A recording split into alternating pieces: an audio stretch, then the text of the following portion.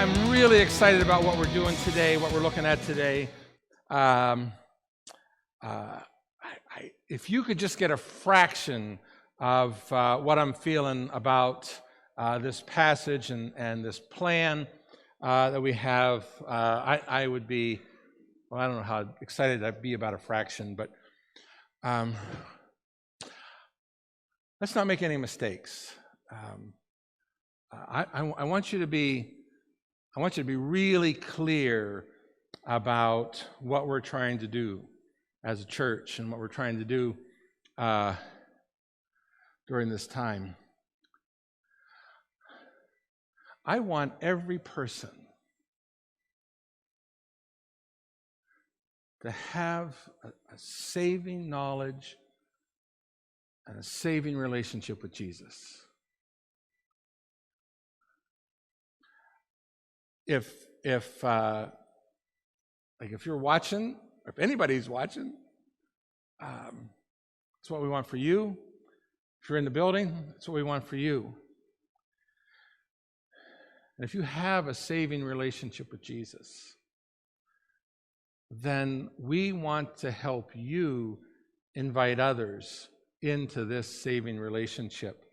A little bit later on, before we do prayer and communion, Jason Reynolds, our former youth pastor, is, this is the Sunday for former youth pastors. You'll just have to watch for that.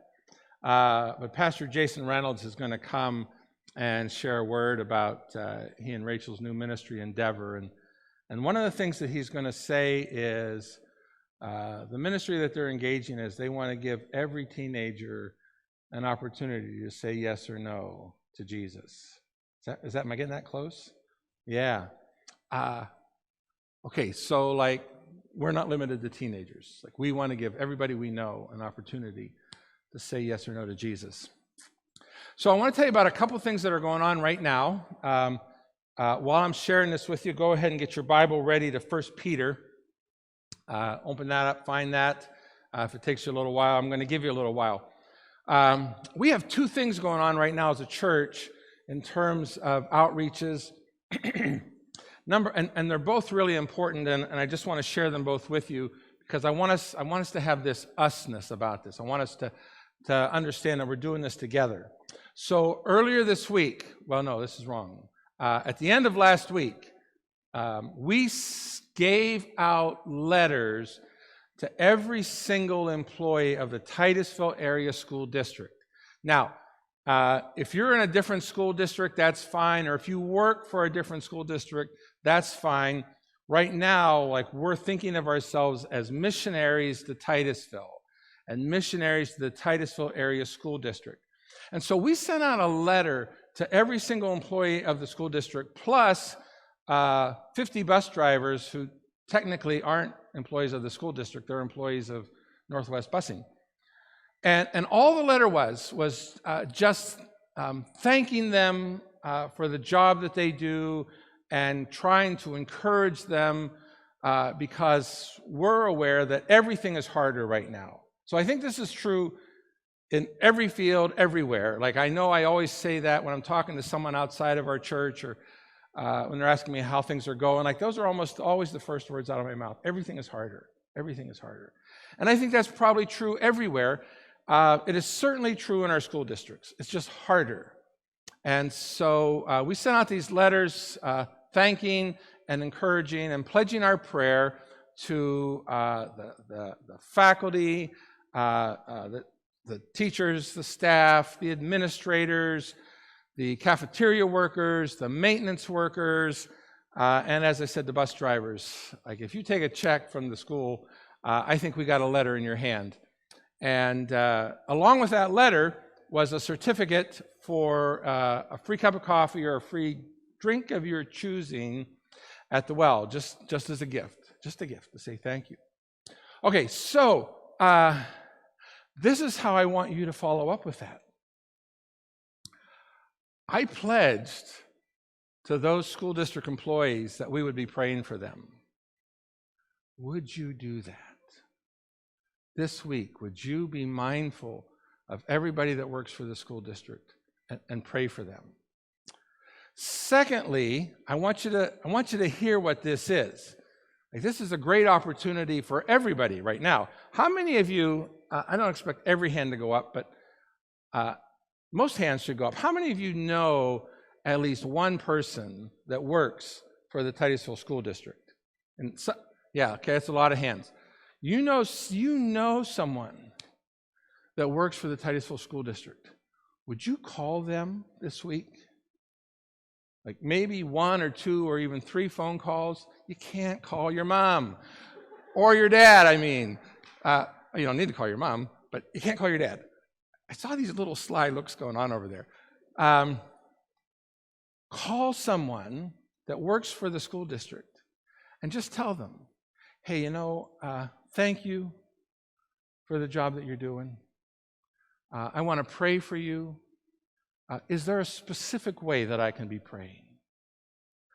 I'm telling you, you making a phone call and having a conversation will be 10 times better than the letter. School people that are here, right? 10 times better if you make a phone call. So here's your opportunity. Make a phone call. Call them and just say, hey, thanks for the work that you do. And is there a way I can pray for you? All right, that's number 1. It's a great opportunity. It's an easy opportunity. Like we paved. I want to say, like, the letter kind of paves the way for you, right? Like it's an open door. Just walk through it and make a phone call, and that'll be so much more. If you don't know someone that works for the school district, be praying anyway. And if you know people that work in other school districts, well, yes, of course, pray for them and encourage them. All right. Secondly, we got this deal going on right now. We've turned the soccer fields into a mission field, and we are going around the soccer fields down at the Ed Meyer complex, and we're offering a free cup of coffee. And the sleeve says, it's a really nice sleeve. It's got soccer balls going down both sides, and it says, "Enjoy compliments of Tea-Free Church." Gives our web address and our service time. But it's on the sleeve, so like if they want to look us up, they can. But mostly it's just a free cup of coffee. Now, and it's hot, and this isn't. Because I did the same thing at first service. So here's the amazing thing you learn when you're trying to give away a free cup of coffee. People are reluctant to take things free. So I go to a man and I say, hey, would you like a free cup of coffee? And he'll say with his mouth, oh, no, thanks. But I can tell he wants one. And I said, are you sure? Like, just a nice free cup of coffee? And then he'll say, oh, well, all right. Sometimes it just takes a second ask because people are reluctant to take something free.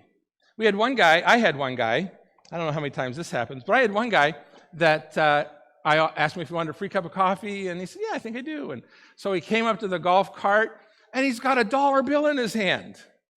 Like, do you not know the meaning of the word free? So he's got $1 in his hand. And I said, oh, no, it's free. He said, well, I can make a donation. And I'm like, we don't have anything for you to put a donation in. Like, it's just free.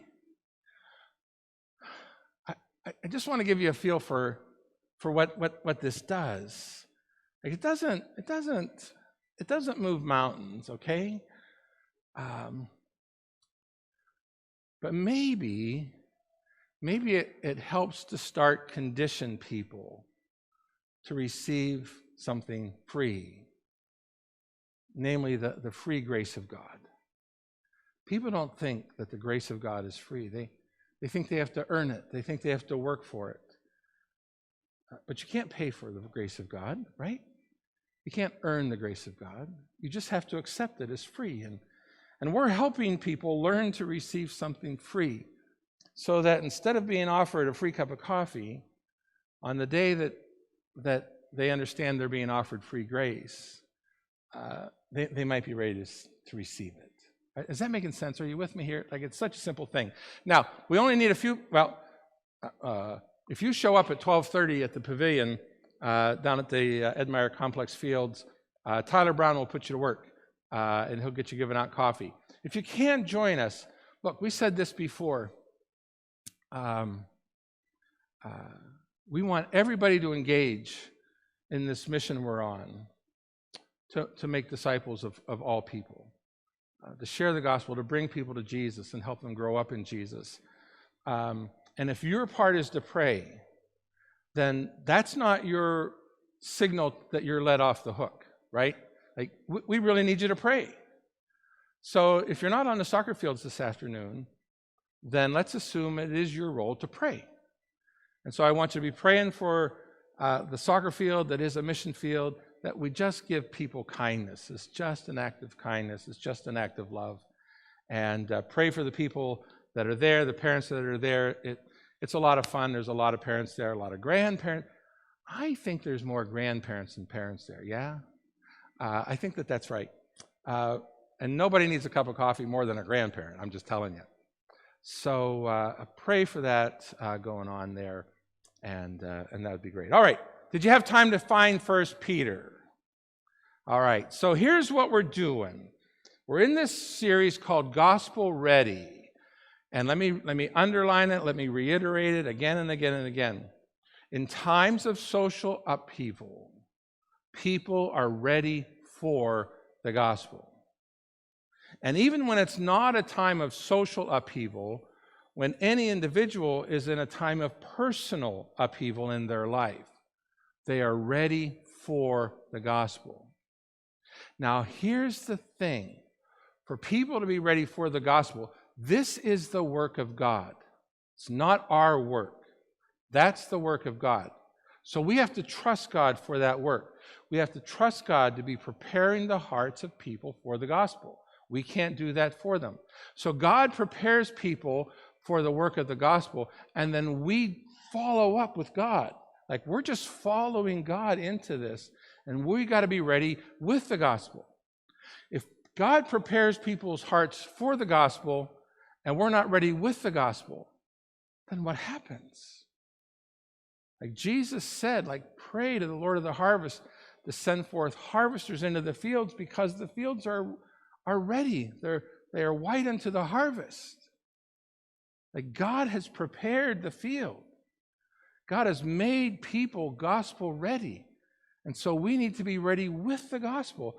Otherwise, this fruit that God has ripened dies. That cannot be on us. That cannot be on. And like, I just want us to make a commitment as a church, like, that's not going to be on us. That's not going to be on us. All right, so how do we get gospel ready? Well, number one, we have to be conformed to a gospel lifestyle. So we talked about that for a couple of weeks, that our lives need to be shaped by the gospel. And then these next 2 weeks, last week and today, we're talking about being compelled by a gospel experience. Next week, we're going to be talking about being convinced of the gospel message. And when I say being convinced of the gospel message, what we mean by that, just so that you're ready, is not only that we believe that the gospel is true, but that we believe that the gospel is necessary. That we believe that the world needs the gospel. And that we believe that the gospel really is the world's only hope. Now, I'm pretty convinced that 90% of church people that show up in America on any given Sunday are not convinced of that. I don't know about 90%. I just made that up, but it might be true, you know? So we're going to talk about that next week, to be convinced that the gospel is needed. All right, so here we go. 1 Peter, let's take a look. I'm actually going to back up a little bit further than the bulletin says and start at verse 9. 1 Peter chapter 2, verse 9. But you are a chosen people, a royal priesthood, a holy nation, God's special possession, that you may declare the praises of him who called you. Do you know who those words were first spoken to? Anybody? Those words were first spoken to the nation of Israel. The nation of Israel was God's chosen people, his royal priesthood, his holy nation, his special possession. And as God's chosen people, their role was not to invert the calling of God and the love of God for themselves. Their role was to be a blessing to the nations. That's what God said to Abraham, right? Like, I'm going to bless you and you're going to be a blessing to the nations. But Israel did not do that. A large part of the story of the Old Testament is the failure of God's people of Israel to be that blessing to the nations. And so Jesus comes as the fullness of Israel. We talked about this last week. As the fullness of Israel to do what the nation of Israel did not do. And that out of Jesus would be this new people of God. Peter says, you, us, the church, we are fulfilling what Jesus started doing. So we declare the praises of him who called us out of darkness into his wonderful light. Verse 10, once you were not a people, but now you are the people of God. Circle that word once, circle the word now. Once you had not received mercy, but now you have received mercy. Again, circle the word once, circle the word now. Peter's setting up this once versus now scenario. What once was true is now no longer true. How so? You've had a gospel experience. Once you hadn't received mercy. Now you have received mercy. Once you were in darkness. Now you are in light. Like, is there a more drastic comparison than that? Going from darkness to light. Once you were in darkness, now you're in light. Once you hadn't received mercy, now you have received mercy. Once you were nobodies, now you are somebodies.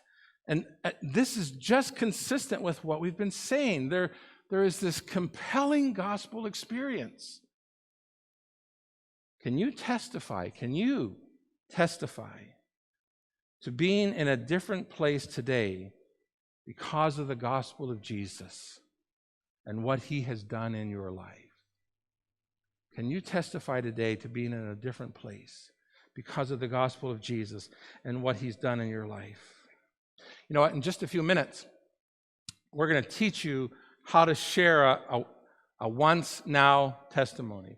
We're going to teach you how to share and prepare your own 15-second testimony, where once, now, before, after. But let's finish with the text first. Let's see what else Peter says.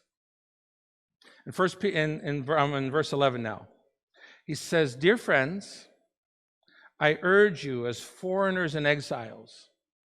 So you see what Peter's saying here is like, your life now, that is your gospel-conformed life, is going to seem out of place. It's going to seem odd in comparison to where you once were. You see, once upon a time, I was very comfortable in the prevailing culture in which we live. Once upon a time, I could sit on in the living room of the culture and be comfortable on the couch with my feet up on the footstool. I fit in to the culture that prevails. But now, in my gospel-conformed life, I don't fit in anymore. I'm a foreigner where I used to be comfortable. I live differently than I used to. You see, the trouble with much of Christianity in America today is that we don't look different. That we look exactly the same as the rest of the world looks. But the degree to which we live our lives devoted to the apostles' teaching, that is how different we will look. 2 years ago, Matt preached this message series called Questionable Living. That's all that was about. During the 8 weeks that we were doing the Overcome Evil with Good series, Romans chapter 12, 9 through 21, that's what that was about. Like, we do it differently than the world does. We do every part of our life differently than the world does if we're devoted to the apostles' teaching.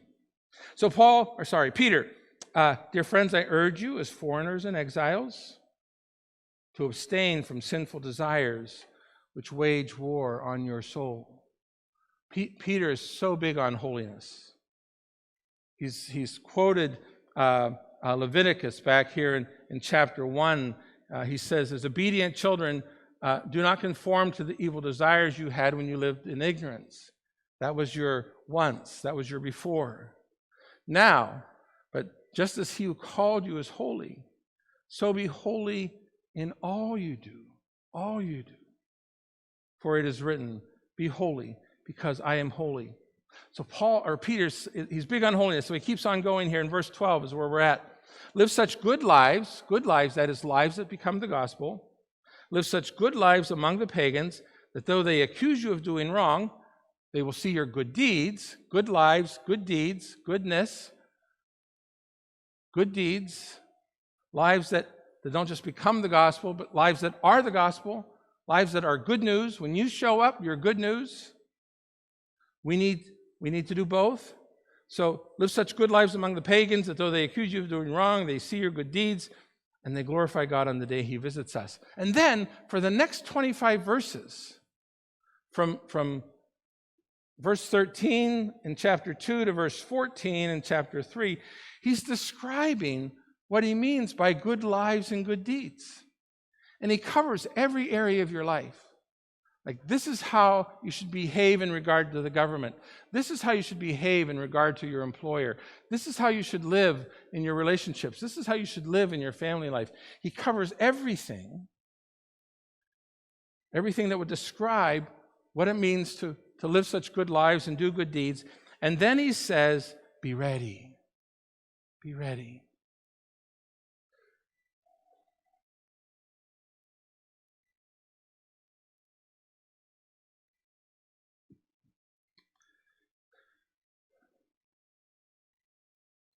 In chapter 3, verse 15. But in your hearts, revere Christ as Lord.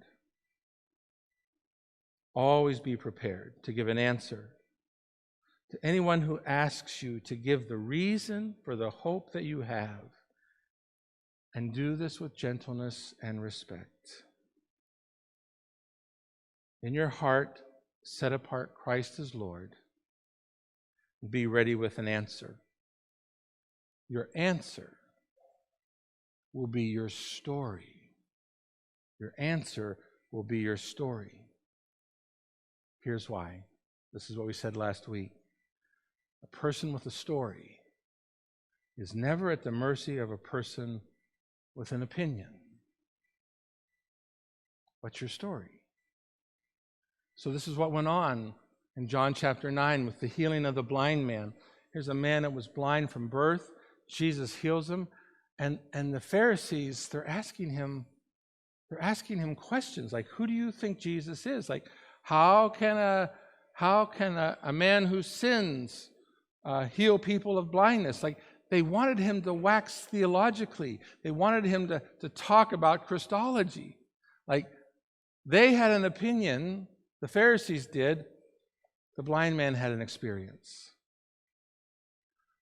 All I can tell you, once I was blind, now I can see. Once, did you hear it? Once, now. Once I was blind, now I see. So I told you we were going to teach you how to put together a 15-second testimony. The blind man's testimony wasn't even 15 seconds, was it? It's like about 5. This is all I know. I was blind, now I see. Jesus is the one that healed me. That's all I got. That's all he needed. He silenced the Pharisees. So we're going to teach you how to put together a 15-second testimony. It's going to be a lot of fun. I want you to watch the screen. We have some people up there who have, most of them are staff, who have done their 15-second testimony, recorded it. I want you to watch it because I'm going to ask you to do one too. Go ahead and hit it there, John.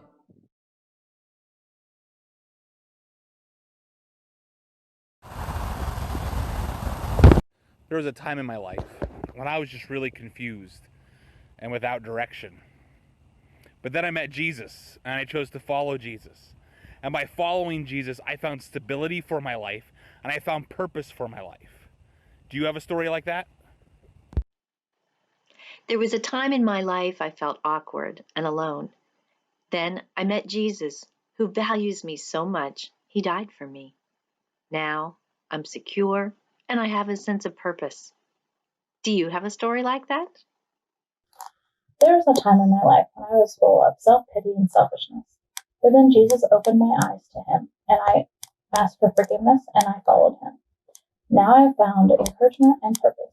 Do you have a story like that? There was a time in my life when I was reckless and disobedient, but then I surrendered my life to Jesus and knew I was forgiven. And it was in choosing to follow him that I discovered true joy in serving others and being obedient to his will for my life. There was a time in my life when I was afraid of dying and I was full of pride. Then I surrendered my life to Jesus and he forgave me. Now I have peace and I live my life to serve others. Do you have a story like that? There was a time in my life when I was fearful of everything, and I was very selfish. But then I allowed Jesus into my life, and now I have peace, I have courage to do the hard things, and I have a love for others, all because of Jesus in my life. There was a time in my life when I longed to be enough and I sought the approval of others. But then I received the love and forgiveness of Jesus and became his follower. And now I know God loves me and sees me and is doing great things in me and through me.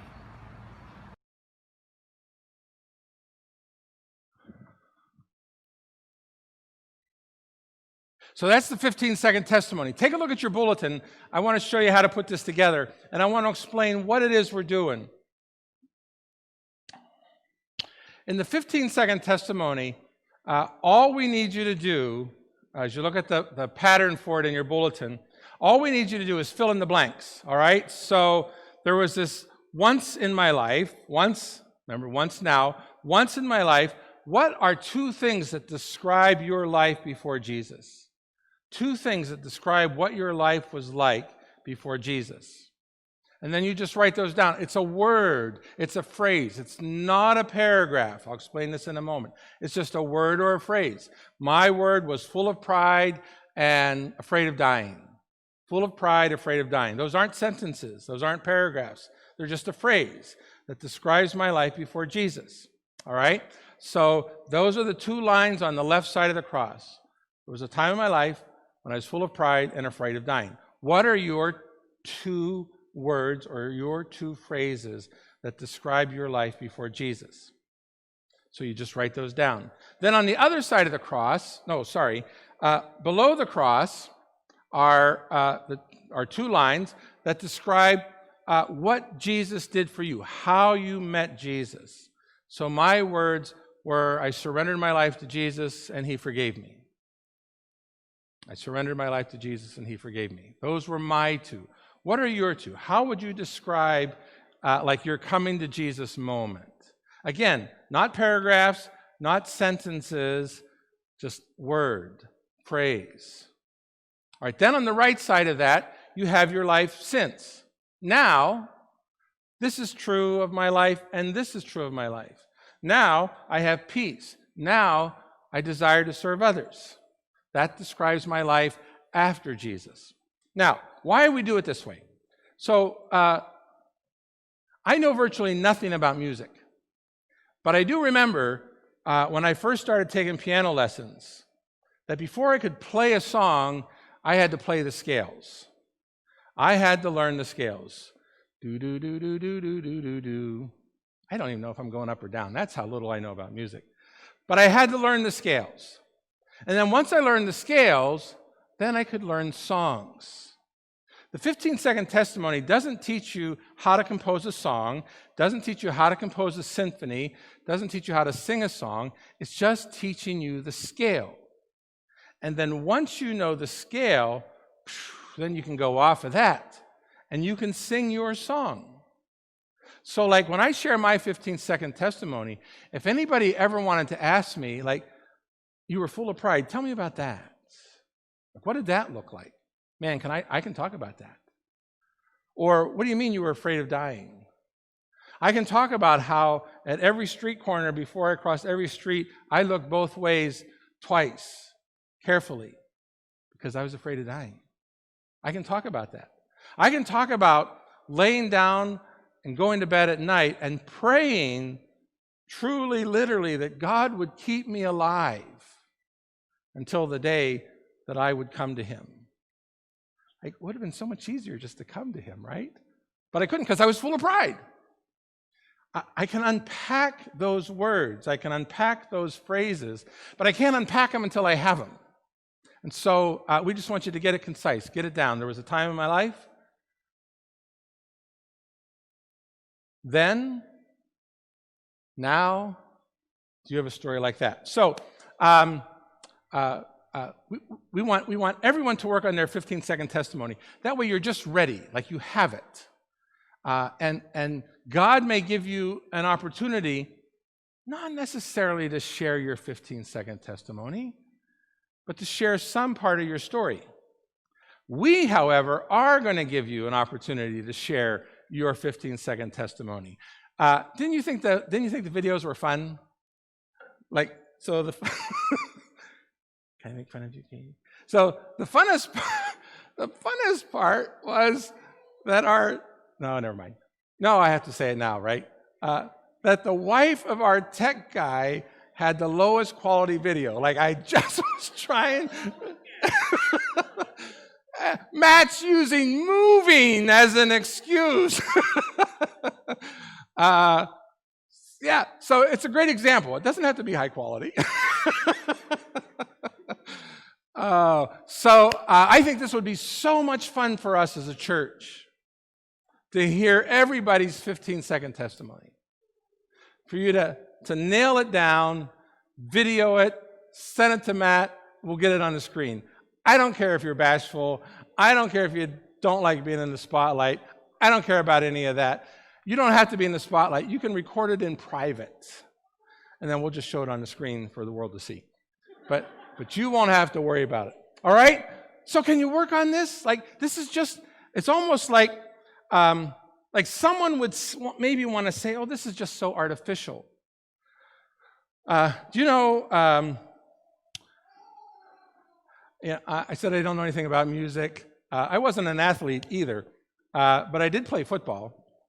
And for some reason, they made us run laps. And then they made us run these progressives, 10 up, 10 back, 20 up, 20 back. In my head, I'm thinking this has zero to do with football, zero. But we had to do it anyway. Because, of course, a smart person would know this does have something to do with football, right? Like, I'm not going to run laps during a football game, but because I ran laps, I'm ready for the game. Okay, these are the laps. All right, these are the laps. Like, if you can nail this down, then you're ready for the game. Then you're ready actually to engage. All right, so that's the 15-second testimony. We'd love for one of these to come from every one of you. But again, just fill in the blanks. You don't need to elaborate. So later on, we know that people have other questions. And when Peter says, be prepared to give an answer, we know that people have other questions, hard questions. People have questions about the reliability of the Bible. People have questions about the violence in the Old Testament. People have questions about the hypocrisy within the church. People have questions about why do Christians hate homosexuals? They have questions like this. I want to say to you, none of those are the game changer for becoming a Christian. None of them are. How many of you still have questions about God, or how many of you still have questions about Scripture, things that you just can't figure out? Yes? How many? Yeah, and you know what? Here you are. You're still a Christian. Those questions didn't keep you from giving your life to Christ. So people will have questions, and in the new year, we're going to equip you. We're going to help you know how to address some of those things. But those answers won't be what's compelling. You will never argue anyone into the kingdom. You won't. The most compelling word you have is your story of once and now. And your story of once and now, it doesn't even need to be there's so many 15-second testimonies you can give. Most of what you heard on the screen and what I shared, Like, this is my 15-second testimony of how I first came to Jesus. But I can give a 15-second testimony about how God did another work in my life. Like 25 years after I was a Christian, I can share this testimony. I can say there was a time in my life when I was overwhelmed with shame and guilt. And then God poured his mercy into me, and now I live free and loved. That's all after I became a Christian. So like you might have a 15-second testimony about a work that God did in your life after you came to Christ.